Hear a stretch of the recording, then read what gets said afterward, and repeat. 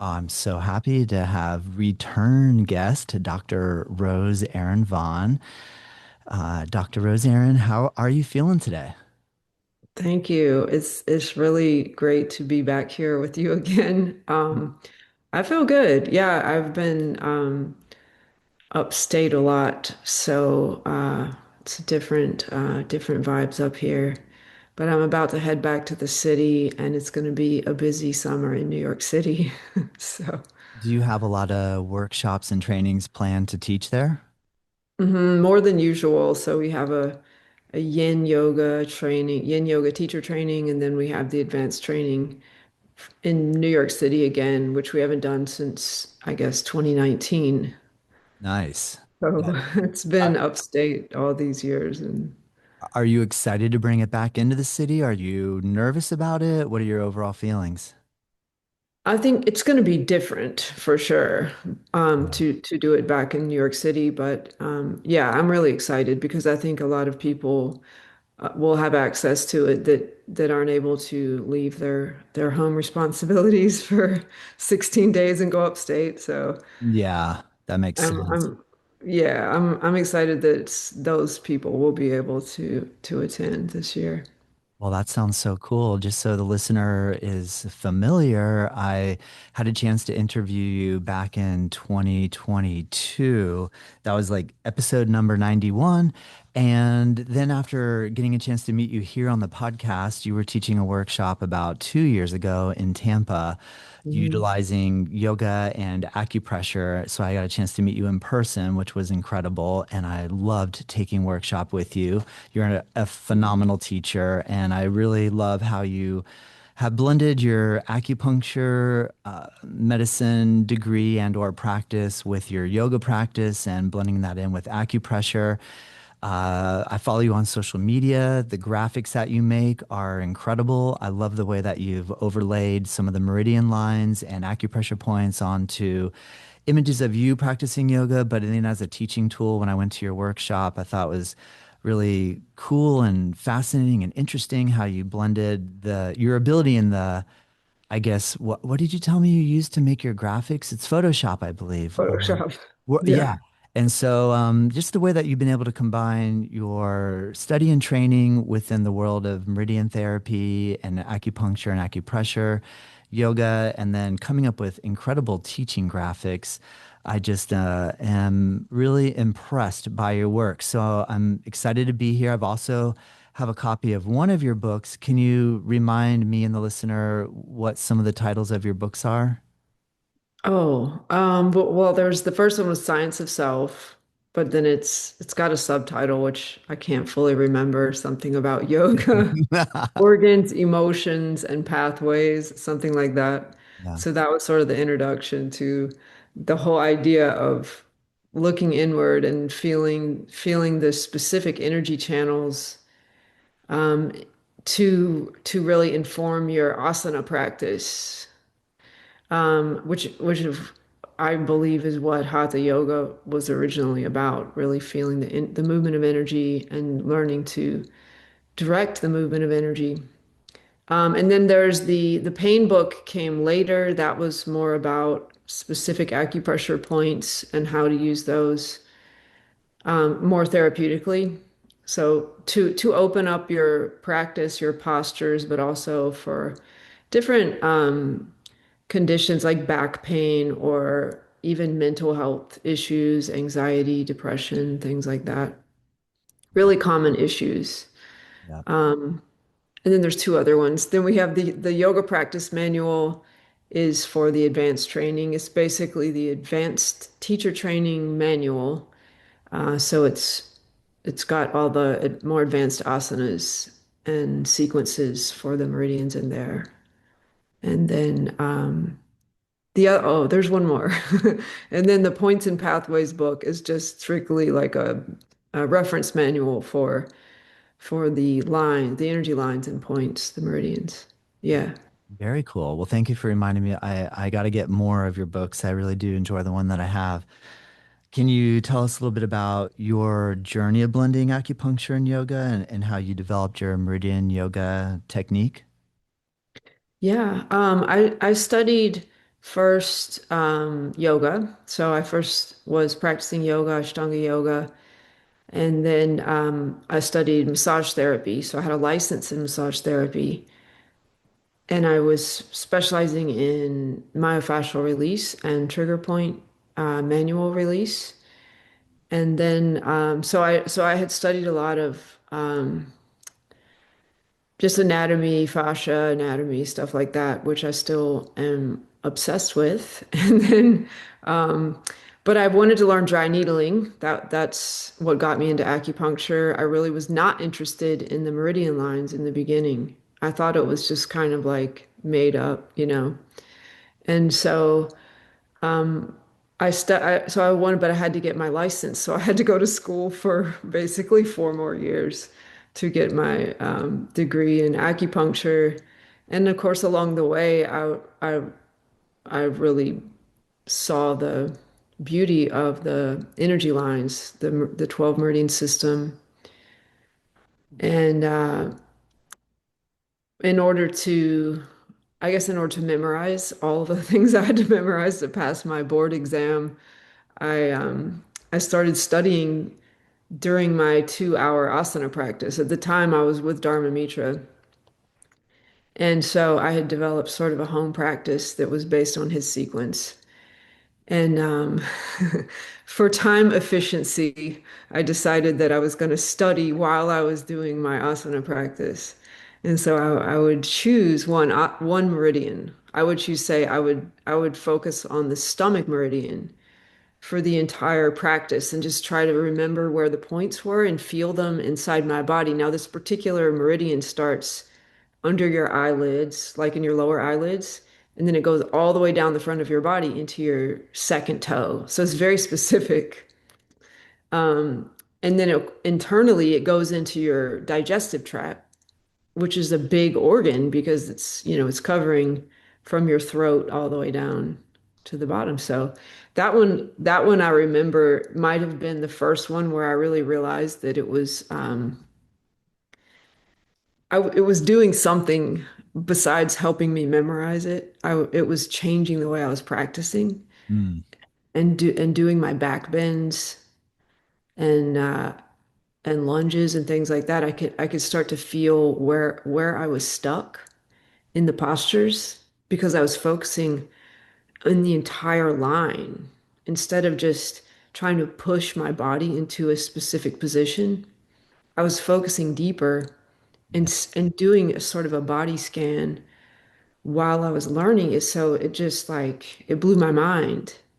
And I was like, there's something really important to develop with this. And so I just kept obsessing over it. And when I did the first teacher training, I was I wasn't quite clear on like I knew what I wanted to teach, but I wasn't sure if anyone was going to understand it or feel what I had felt. But they did, and so that really they did, and it really really inspired me to keep developing it and to make the book and help Amazing. people feel that. Yeah. Yeah. How long ago was that? When did that book get published? It was about 10 years ago now. Okay. So you've Yeah. had 10 years of field study now in relation to applying this idea to students, Mhm. other teachers, other yoga teachers that are wanting to deepen their practice, but also share this with their students. What are Mhm. some of the takeaways that you are finding after having like a whole decade to interact with people now on this level? I mean, people just take it and run with it. It sort of teaches itself. So Okay. that seeing that is what inspires me to keep teaching it and keep working and developing new stuff, Yeah. new ways of using it with asana. We're doing like adjustments now, and those are blowing my mind. And people just feel it immediately that this is something new Yeah. and or not new. I mean, it's ancient, but it's something that they haven't felt before, and it just seems like so natural automatically. It's in our bodies. It's not made up. which is what I originally, I was really skeptical of the whole system before I studied it. But Yeah. it's really there. It's really powerful. Yeah, me too. Rose Aaron as well. When I first came across meridians within Thai massage and I saw charts and I saw lines, I thought, oh, that's cool. That's interesting. That'll be something that maybe I'll get to one day. And it is really incredible the more you actually put time in on it and try to make it a personal, experiential Hmm. process. Then I like the fact that you through the attempt to try to do two things at once, like I have to study and I also want to practice. Well, let me blend these two together. I love how that's like organically started to unfold. But doesn't it seem like really important to actually make it experiential so that it's a direct experience thing versus a teacher telling you, here, push on this point and that'll help your stomach. But to actually meditate while you're putting pressure on the point and then try to feel what's happening within the realm of the stomach. Like, can you talk a little bit about the importance of experience versus theory? Yeah, that's really important. I talk about that a lot. How the point may not be where the book says they are. And I don't know if that's true or not, but I think what I want to do is get people to really try to feel something instead of following the instructions. Because sometimes the acupressure point location is really specific. It's described, 3 inches from this point or whatever. I'm like, you can memorize all of that and be really technically accurate, but you might not feel it and actually experience it. And my teacher of acupuncture, who was the founder of the school that I went to, and I was really lucky to intern with him and study closely with him.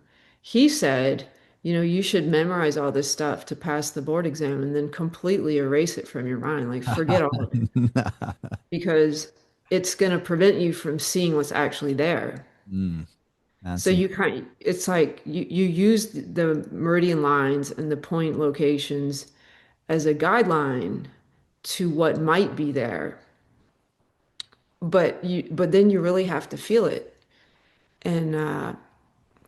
And also the way that it was developed is that people felt something and then came together and decided this is most likely where these lines are because this we all agree that this is what we feel. So really you could reinvent it if you really paid attention and did what they did, which was basically yoga and meditation, looking inward, really concentrating on what they actually felt in themselves and maybe in other people's bodies. You should be able to rediscover it. And mm, if then it's not real. It's not valuable unless it's really there and really written in the body. amazing.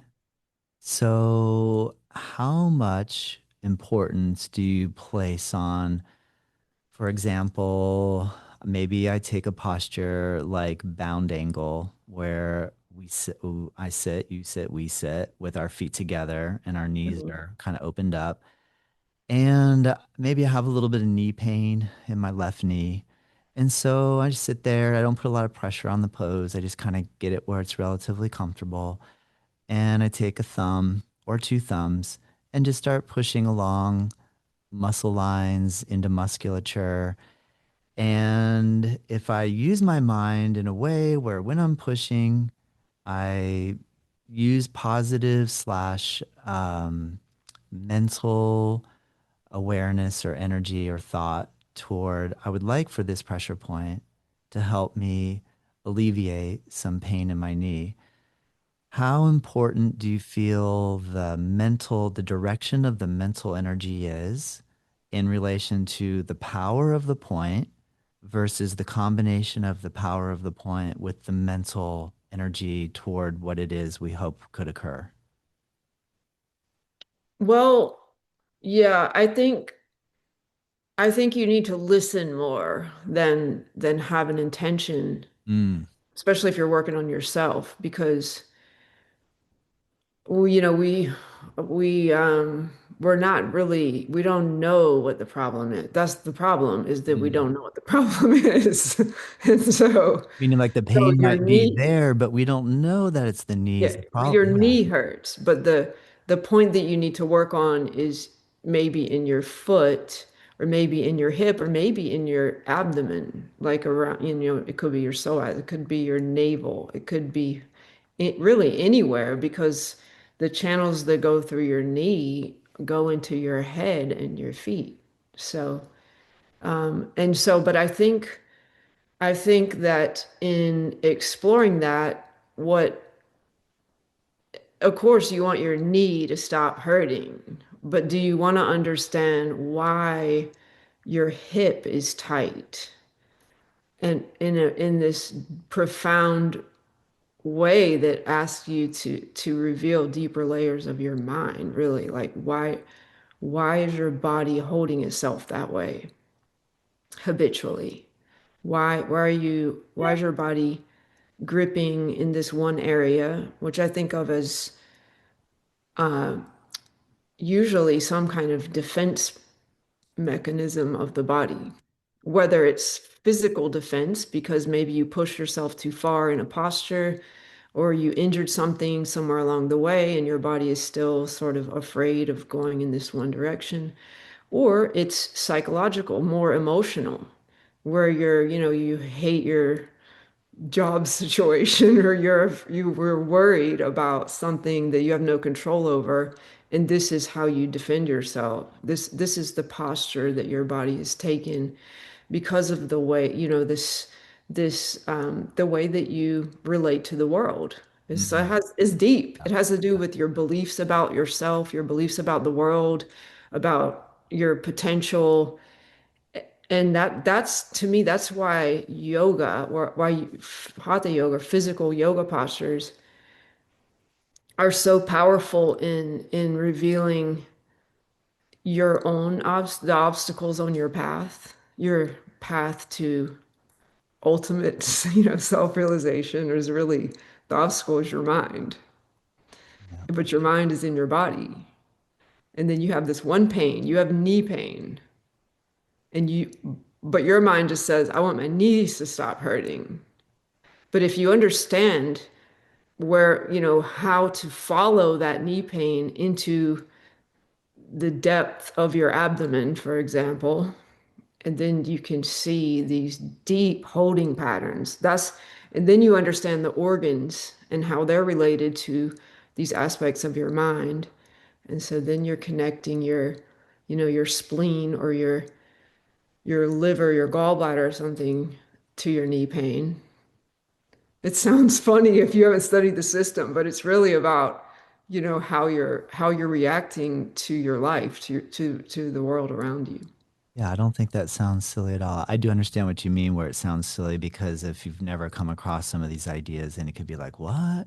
Liver, But yeah. it seems like you're really pointing in the direction of seeking root causes versus superficial Yeah.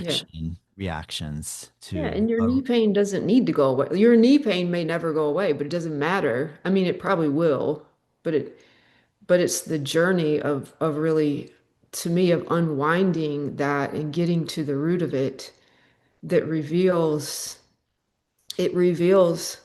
these parts of yourself that you may have buried so deep.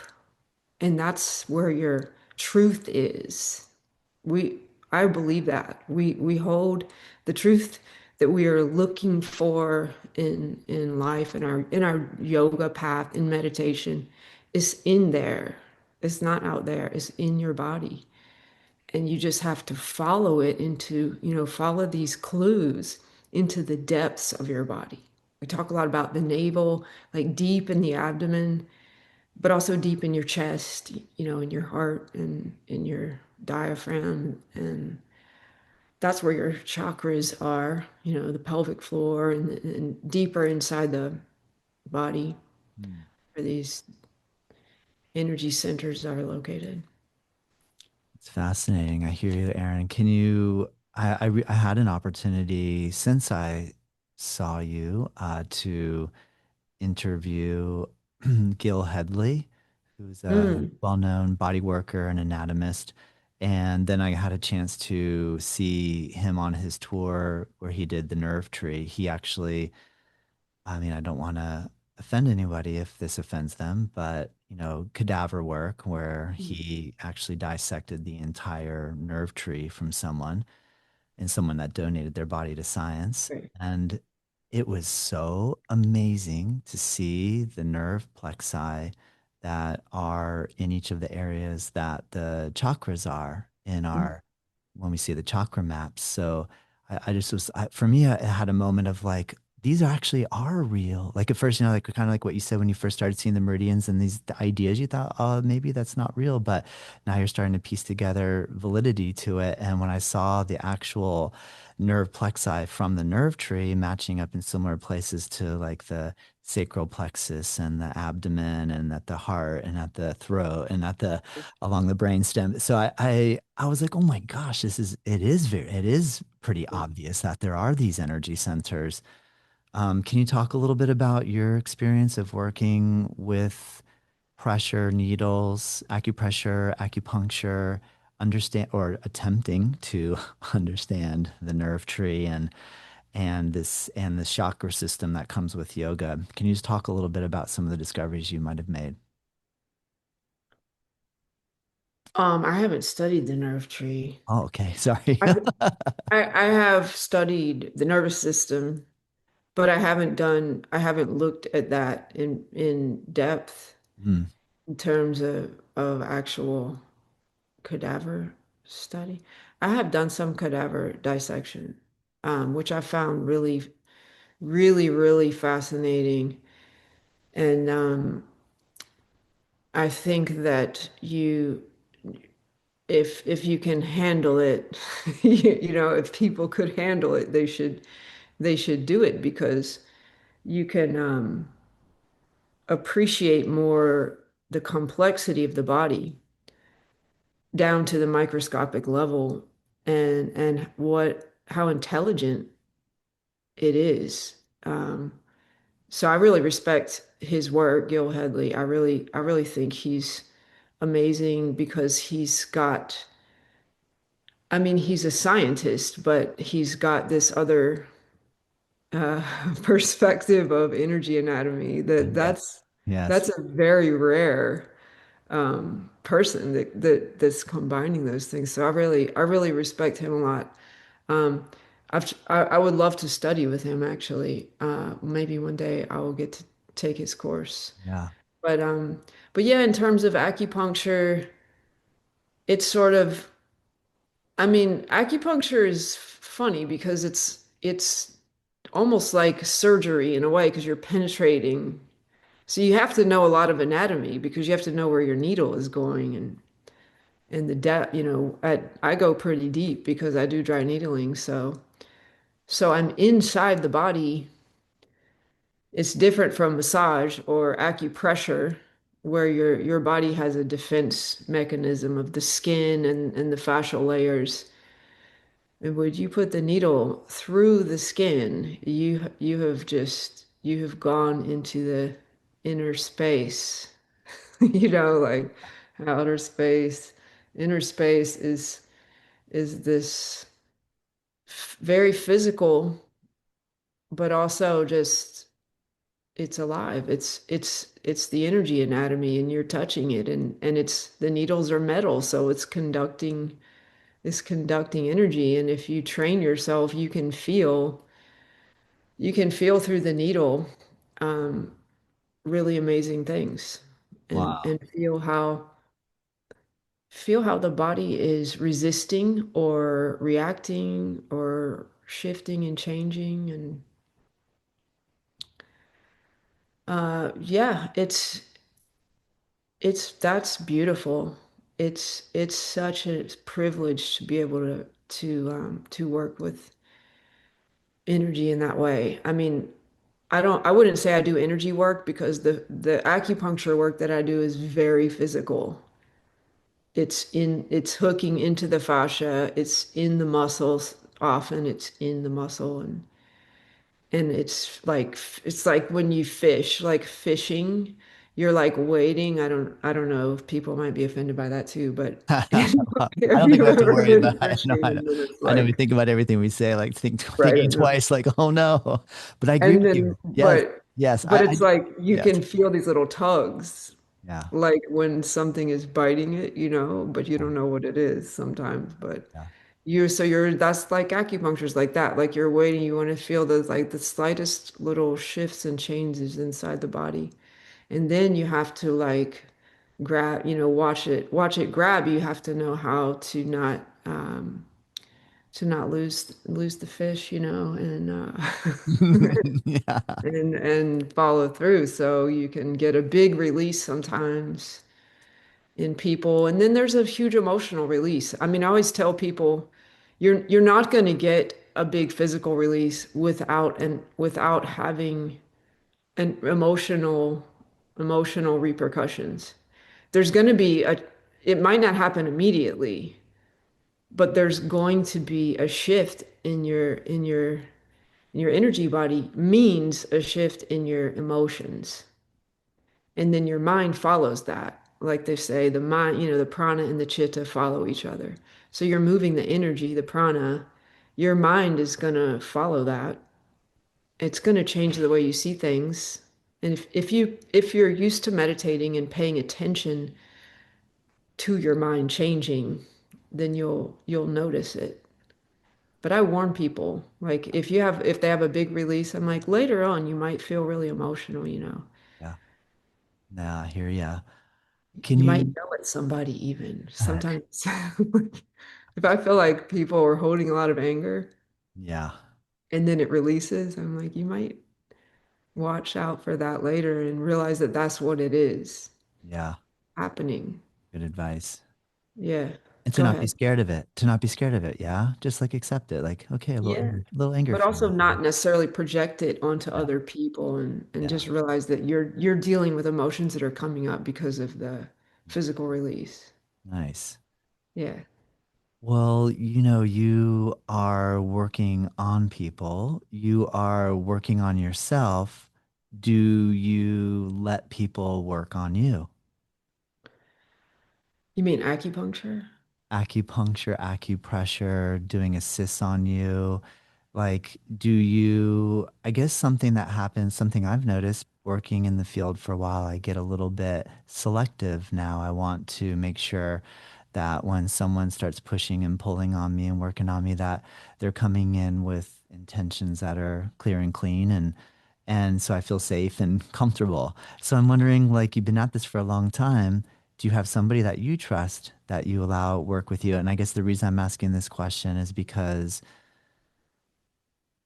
do you feel how important do you feel it is to trust somebody else to dry needle, acupressure press, hold space for the ability to relax? Because it is different. Like if you just work on yourself, if I just work on myself and I just start pressing and meditating and feeling what's happening and try to follow where that energy is going and versus if I just let go and let somebody else do that and just let them do that work and me just be quiet and try to relax and enjoy and whatever happens when you're getting receiving some treatment. Can you just Mhm. talk a little bit about your own personal feelings around that this question? Yeah, yeah, I do not get acupuncture from anyone, but I do it to myself. But I do get massage. I have a really good massage person, but it's pretty basic. So I'm thinking, this is just like bladder meridian. This is like she's working on a lot of yang channels.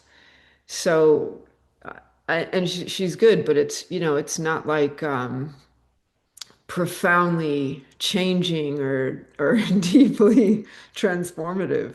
It's Yeah. sort of like, okay, get your back body to relax so you can just breathe a little bit. Yeah. But I do get this may sound bad, but I trust the people that I train to do abdominal work. Hmm.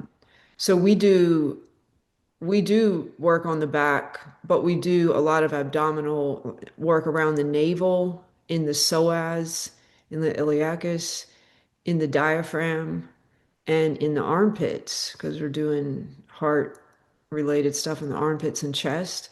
So we're kind of doing all the acupressure stuff that you can't get from a regular massage therapist. They won't do it. I've asked for it and they won't do it. At least in here, I've heard that in other countries they do more abdominal massage, but I'm not sure if it's the same as what we're doing as deep. Hmm. But I love getting that deeper work. I need it. It's very healing. But yeah, I like working with the people that I've trained. Yeah. And I think it's important to get feedback, get and stay in communication. So we talk about that a lot when you're working with in the abdomen, deep in the abdomen and in the diaphragm, that you really coach people on their breath. So it's not like the kind of body work where you just like go space out and you're asleep and you sort of disappear for an hour.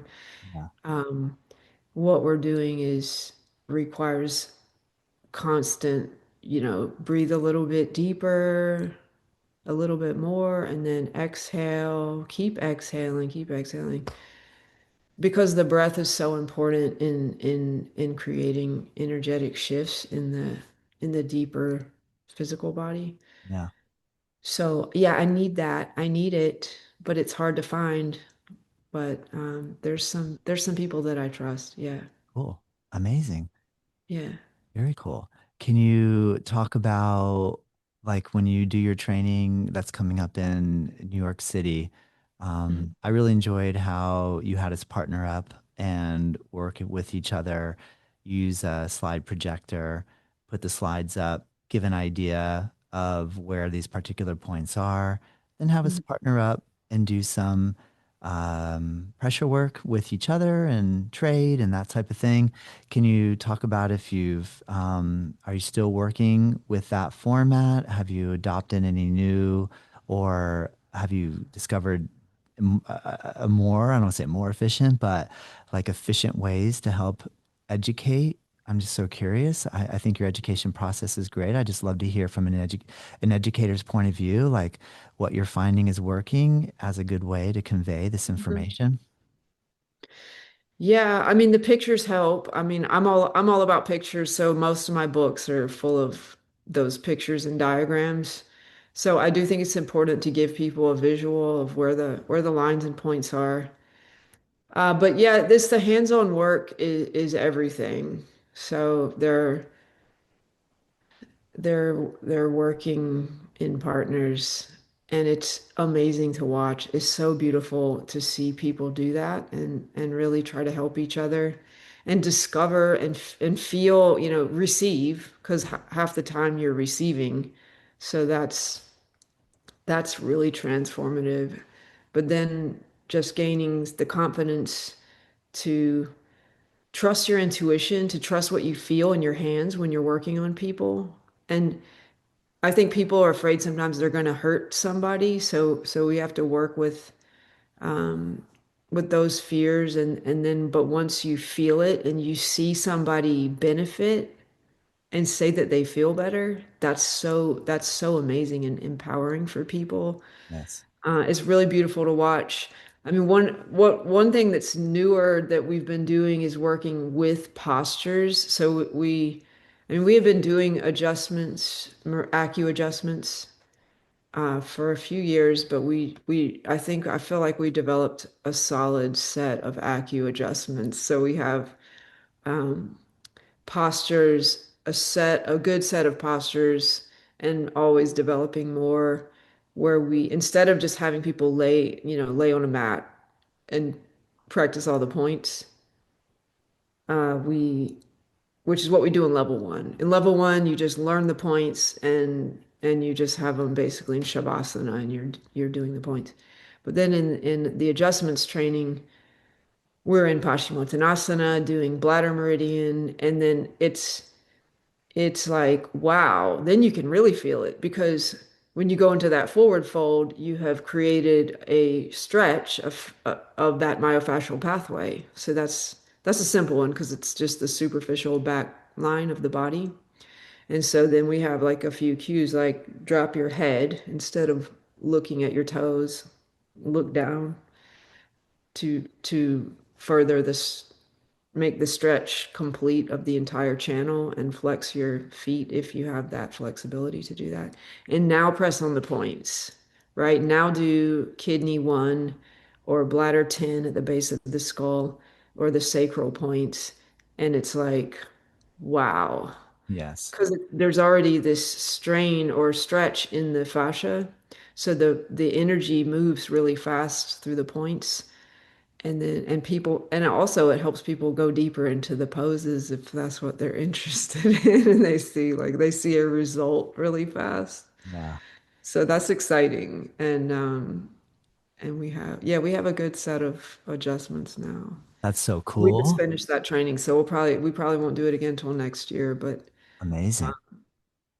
we are incorporating those into some of those into the other trainings, the advanced training and That yeah. sounds fun. I want to take that one with you. That sounds amazing. Yeah, Are you come explore. are you going as far as like say when somebody's doing a leg raise, you come over, help them hold their leg up and hold specific points while I mean you could literally do that probably in every single posture, Yeah. right? Or Yeah. are you focusing mostly on like ones where they're balanced? I mean, I would think from a teaching perspective, okay, let them sit down. Like don't let's not try to coordinate the challenge of teaching somebody how to hold someone's leg in the air without knocking them their balance off. So probably starting with the seated ones and then I guess once you get the idea and you memorize a few points, you could just work those points. So Mhm. are you at the point where, maybe like for example, that particular pose, if someone came in and said, if I came up to you or before class said, Aaron, I'm having knee pain, you're probably like, it's not your knees, dude. It's like something else deeper than that. But like maybe I have my leg up in the air. Are you getting to that point where you're thinking, all right, let me focus on this one particular meridian, push on these points with the idea of helping whatever it is that person is saying they have a problem with? Yeah. I mean, I would if Right. it was Yeah. that pose, like we do Baddha Konasana, that's what you're talking about, I guess.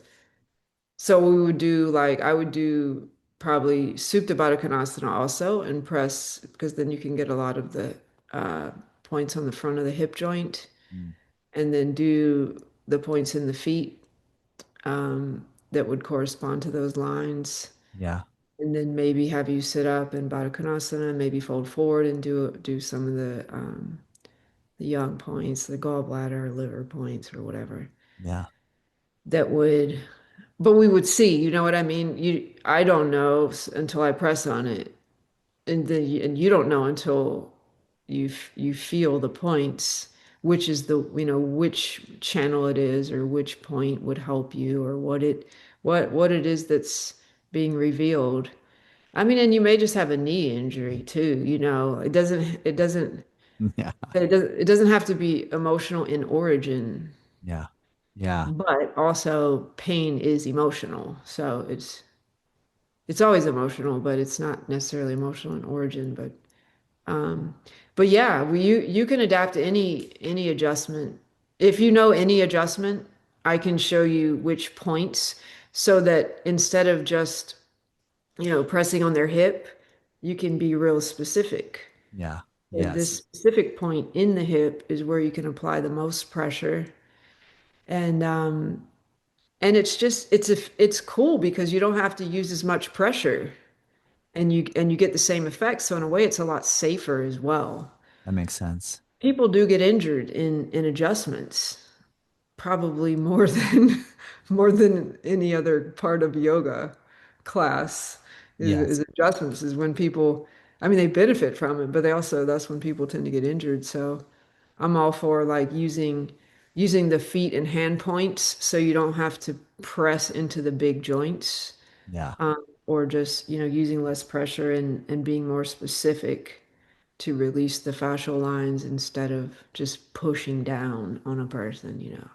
That makes sense. I mean, if somebody listening is a budding yoga teacher that hasn't had any practice doing any hands-on assists and they're listening and they're going, "What? I can't wait to go teach tomorrow. I'm going to start just pushing on some points." What kind of advice could you give us to just help us make sure that, well, I'm guessing you agree. I feel like I don't want to assume anything. Do you think that you need to ask permission from somebody before you start pressing on them? Yeah, Yeah, I know it's I an think obvious so. answer, but I just want to ask it. I just figured Yeah, you'd I say, mean, I tell people in our adjustments training that I'm assuming that you want an adjustment if you took my adjustments training. yeah. Otherwise, Yeah. otherwise, I would always ask. Yeah. Yeah. Because even I don't like it. I don't like people to come up to me and just press on me. I'm one of those people, that like you better ask me first. I might like it, I might not. Yeah. Understood. Because I know I have things going on and I'm trying to do it myself internally. Yeah. So I really respect that people are also you don't know if somebody has an injury. And I might think like, oh, they could go deeper, and then I'm just going to push them down, and they were actually going as deep as they could, and they don't want to smash their meniscus or their labrum or whatever. So Yeah. I do think it's very important to ask people, Yes. you Great know. advice. Great advice. I'm glad you said that. I noticed when you mentioned Ashtanga, you mentioned Dharma when I was with you in Tampa. That was at a place that utilized postures from the 84 classic series from Vishnu Ghosh. And then from noticing, just watching what you do, it seems that you seem inspired by those poses as well. Can you speak a little bit about where you're at now in relation to designing your own yoga sequences, and how much are you pulling from one specific teacher style, or do you feel like at this point you've created or are integrating all that you've learned to have your own specific style? I mean, I feel like everybody has their own specific style once they've trained with Yeah. different people, but are you pulling from one particular thing more than another that you feel is really beneficial these Yeah. days? I'm glad you asked that. I'm kind of because I mean my personal practice and what I teach in the advanced training is the what we call the master sequence. But it's been evolving. So it started as a lot of Dharma Mitra and Ashtanga and Bikram, like you said, all those things combined together. But then when I really started studying the Hatha Pradipika, because um, I wanted to study it, and then I started teaching it maybe 3 years ago. Um, and it's wild. It's like It's a wild text. I mean, it's it's a a crazy thing to teach because it's yeah, just like ridiculous. Some of the parts are just ridiculous. yeah. But then I teach it with the Yoga Sutras, which is a nice balance. Um but anyway, it sort of brings out helps you understand what the more traditional actual physical practices were. And especially the mudras and bandhas. So I've made a sequence that includes the all of the asanas. I mean, it's questionable what they're talking about sometimes in terms of which specific.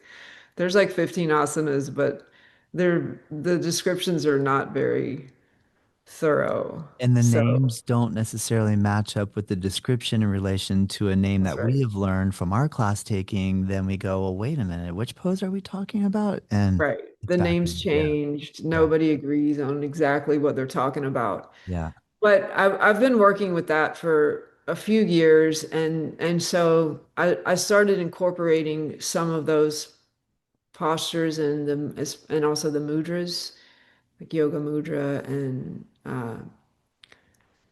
Mahabandha and Mahabeda and Mahamudra. Those things are really powerful. So now when I teach the master sequence, I usually incorporate all of those. I just got in the habit of practicing it that way. And we just made we're making in the work a new poster of all of the of this sequence in its final format. I don't know Cool. if it's really Cool. final, but Yeah, yeah. I feel like it's final, but you know how that goes. Yes. So it's been evolving over the past whatever 10 or 12 years and I think it's really good now and it has a lot more of the traditional practices where we're doing a little bit of breath retention even toward the end of class and more deeper internal focal points. Yeah. Cool. In Yeah. relation to into the Hatha Yoga Pradipika, it seems like it's not teaching like a vinyasa flow style. Do this, jump into that, and then float from this and fly over there. I could be wrong, but it seems more like here's the pose, practice the pose. And then are you having like a shavasana in between each pose so that there's like this kind of absorbing what happened after holding the pose so you can really meditate and feel what maybe sort of effect the pose had? How are Mhm. you linking the poses that you're utilizing from your understanding of the Hatha Yoga Pradipika? That's a good question. I mean, we still do a very, very strong vinyasa practice, but in probably the first three quarters of the class. Uh-huh. It's the end, the last quarter of the class where it becomes more meditative and we're holding these postures. We don't do shavasana, like laying down shavasana, but we take a moment to sit and meditate with eyes closed in Yeah. between the postures. Yep. Yep. And I think that's really important so that you can feel the energy shift or just, whatever happened. I don't want to tell people what to Yeah. feel, so I Yeah. don't Yeah. say that, but Yeah. Yeah. just see, close your eyes and concentrate um, after those deeper postures. And because you've done such a long warm up and moving your breath and energy, it happens really fast. By Mm. the time you get to the end of class and you do your bandhas and breath retention and focus, it just works. Where if you started with that, your mind and your energy would be more difficult to focus, but it just Yeah. it's so cool. It's amazing. It after all these years of practicing that I was still like, wow, this actually works. They're Yes. all That's amazing. so cool. So your still light bulb is still getting lit up regularly. Like, oh My my what? gosh. Like that light bulb that where you're like, oh my goodness, this really works. Like we just have It that. works. Yeah. Yeah. And it takes you back home. Yeah. That in the beginning it just seems weird.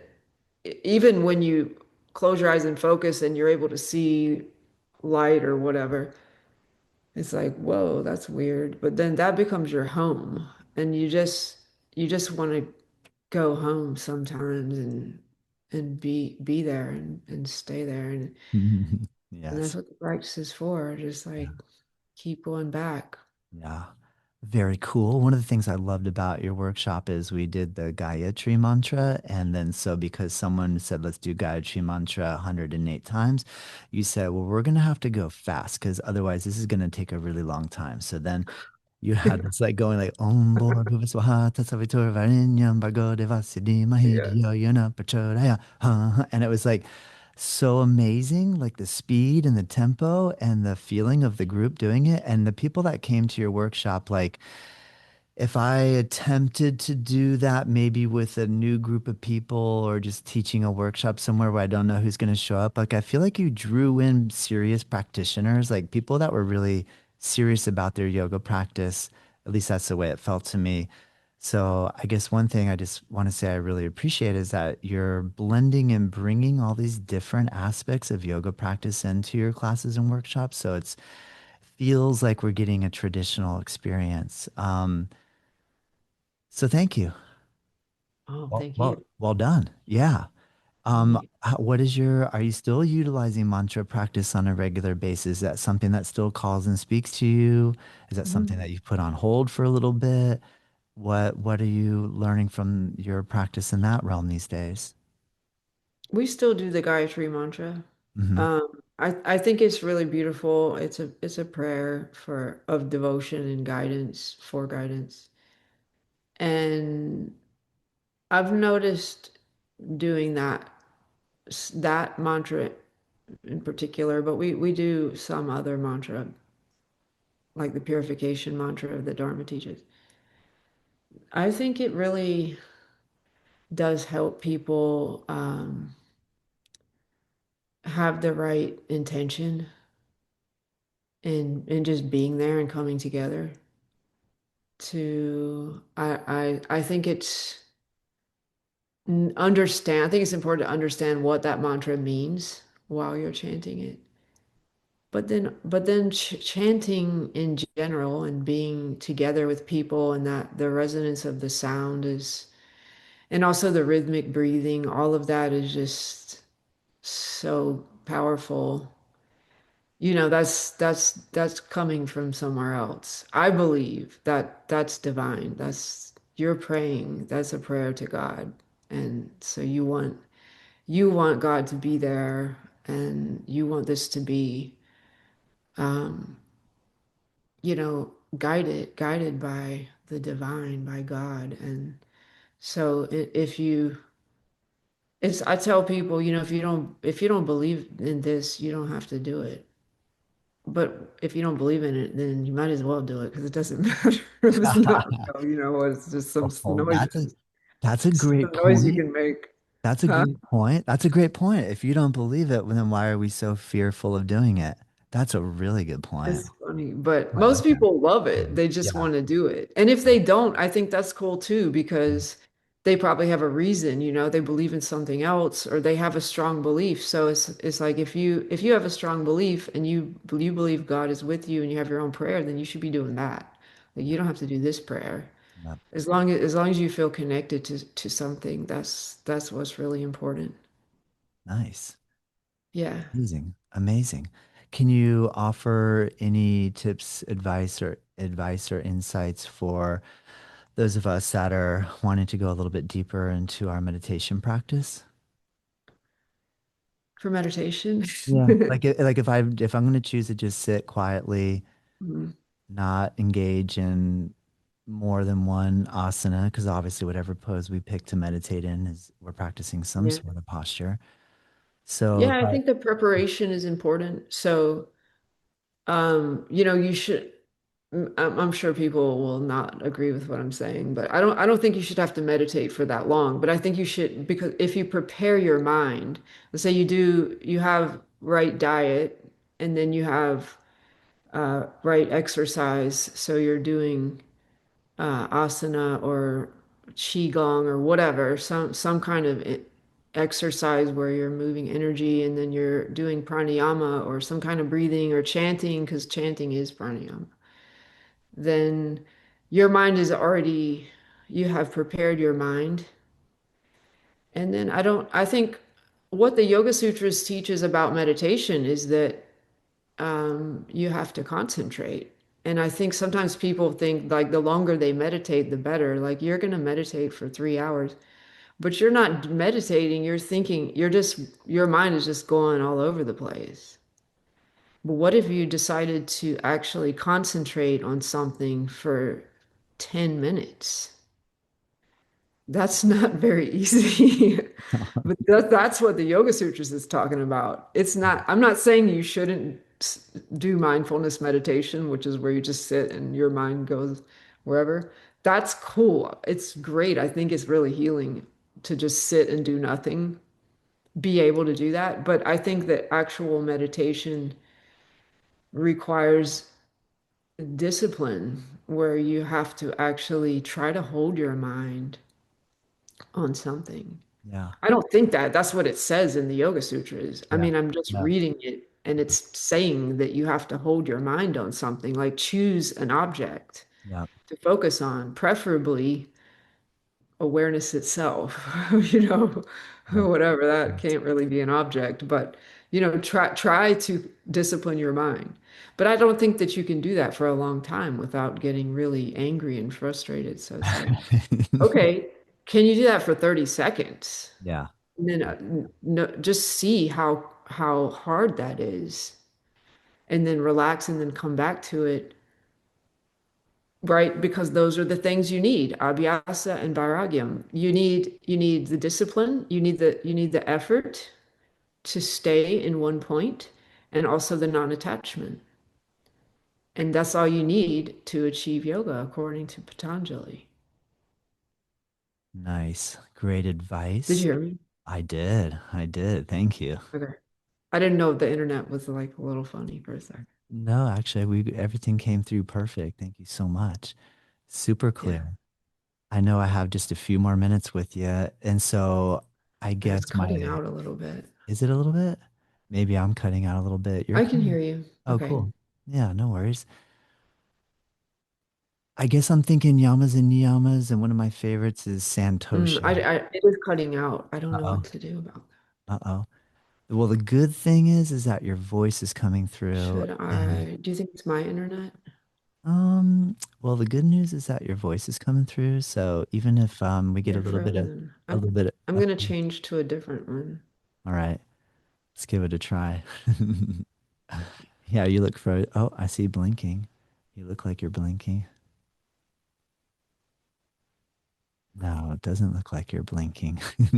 There you are. I can Oh, see you can you hear me smiling. now? I can. I can. Okay, good. It works now. I changed my internet source. Yay. Yay. I don't know if you heard my last question, but one of my No. favorite niyamas is Santosha. Um, I guess one of the reasons I love Santosha so much is because I came across the word because when I at one point I saw a surfboard shaper in Australia had a surfboard company called Santosha, and I had no Mhm. idea that Santosha meant contentment. So I was like, wow, that's such a cool surfboard, and I just really fell in love with this board. And then later on, when I got into yoga and I found out that there was a word called Santosha that meant contentment, it was a niyama. Then I really fell in love with that surfboard. I was like, man, that thing was so cool. So I guess I would love to hear your thoughts on Santosha. Can we Mhm. cultivate contentment just through the desire to be content and or your feeling of how important cultivating contentment is for our health and well-being? Wow, that's so cool. That's a good Thank you. teaching. Thank you, Roseanne. Yeah. Yeah, definitely. I think that that's so important. And yes, I think you can be content in any moment. I mean, it's about returning to the heart, you know. That's what Dharma always said, you know, you have to cultivate the backup light. So you're gonna lose all the things that you rely on for your happiness. He would say, like, did you realize you're getting 40% of your happiness from your iPhone? And, you know, like 20% from the way you look, because you still like the way you look right now. And, you know, then you're gonna lose that one by one, and then you're gonna be miserable. Good So, but if point. you practice in the Yoga Sutras, it talks about the light, something like the light beyond sorrow. That's a translation, but as a, so that's in your heart. You just know that there's this happiness or some kind of bliss that it doesn't depend on any circumstances. And that's sort of content. I mean, you can have contentment if you have this kind of happiness that doesn't rely on any external circumstances or internal circumstances. It's just permanent. And it's your nature. So all you have to do is just go inside and remember that's who you are. You're just already happy. Yes. Thank you. Right. Thank you, Roseanne. I really am grateful for this opportunity. I was excited to have you back on the show on the first podcast, and time has slipped away, but I'm so grateful that you accepted my invitation to come back on again. And I really, really appreciate the work you do. And I think you do an incredible job. So, anybody listening, I highly recommend to go and sign up for a training or a session and practice with you because you put your heart into it and you've put a ton Oh, of time and energy into developing your format and the way you convey the information. So I'm very grateful for the work that you do. thank you. Thanks for the work you're doing. I That's amazing. thank you. Well, until next time, and I hope I can get a chance to either travel up north or I don't know if you're planning to come back to Florida anytime soon, but Sure, I I will. okay, Yeah. cool. Hopefully we could have you here next time you're in this neck of the woods. That'd be amazing. Good, good. Thank you All so right. much, Roseanne. Thank you. Okay. You take care.